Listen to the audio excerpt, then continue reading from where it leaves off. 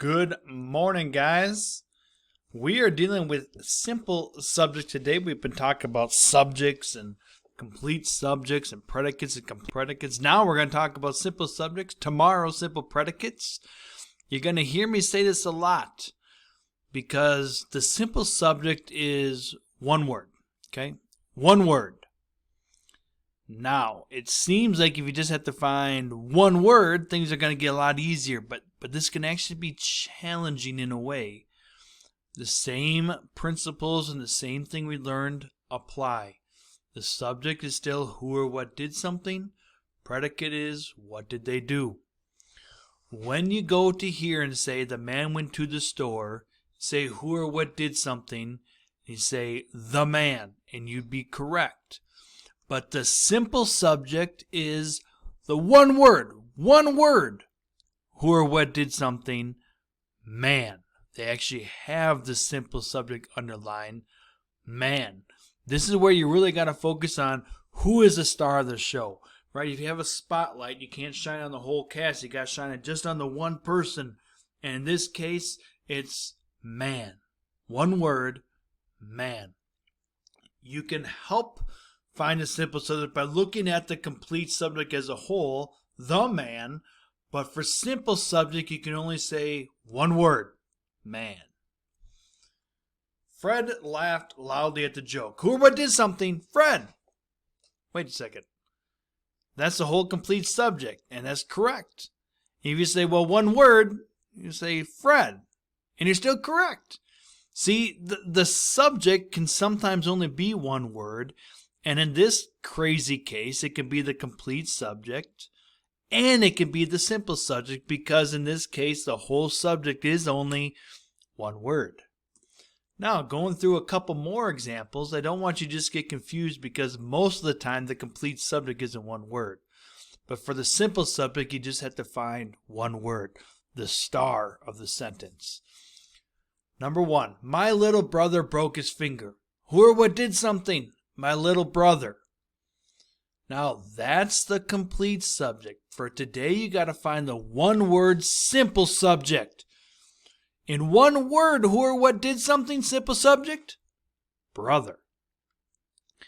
Now, for number two, I don't want you to get confused because you say, Mr. Powell, you keep saying one word, and I say, you're right. But in this case, I hope you understand that Uncle Bob is one person, one name, right? His Uncle Bob asked for directions. Who or what did something? His Uncle Bob. What did he do? Predicates will be tomorrow. But in one word, who or what did something? Uncle Bob. And again, I know I said one word, but please understand Uncle Bob is one person. It's just like Pizza Hut is delicious. Who or what did something? Pizza Hut. One word? Pizza Hut. You say, wait, that's two words, but it's one place, right? It's the same thing, Pizza Hut, right? Taco Bell is the same thing. Taco Bell is the best. Whoever did something, Taco Bell. One word? Taco Bell. Please understand that's one store or one restaurant. And when you talk about that, that is the simple subject because it's still talking about one place, just like Uncle Bob is one person. Those soldiers carried guns. Who or what did something? Those soldiers. That's the complete predicate. Now for simple predicate, one word. Who or what did something? Soldiers. Our babysitter arrived late. Who or what did something? Our babysitter. In one word, who arrived late? Babysitter. Same thing with up here. You can have whole long sentences, but for a simple subject is just one word of who or what did something.